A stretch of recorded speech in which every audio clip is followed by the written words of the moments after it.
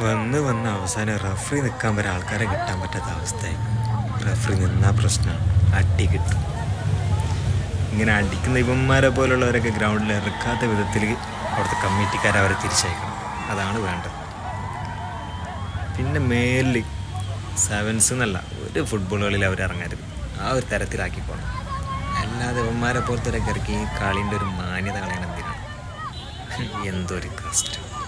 എന്ന് അവസാനിക്കാനാണ് ഇപ്പോൾ അതൊക്കെ? കുറേ എണ്ണം തല്ലുണ്ടാക്കാൻ വേണ്ടി മാത്രം കളിക്കുന്നത്. റഫറീനെ കൈയാറ്റം ചെയ്ത് കഴിഞ്ഞാൽ നോക്കി നിൽക്കുക ആൾക്കാർ. കമ്മിറ്റിക്കാരങ്ങനെ കുറേ എണ്ണം ആർക്കോ വേണ്ടി എന്തിനോ വേണ്ടി കളി നടത്തും.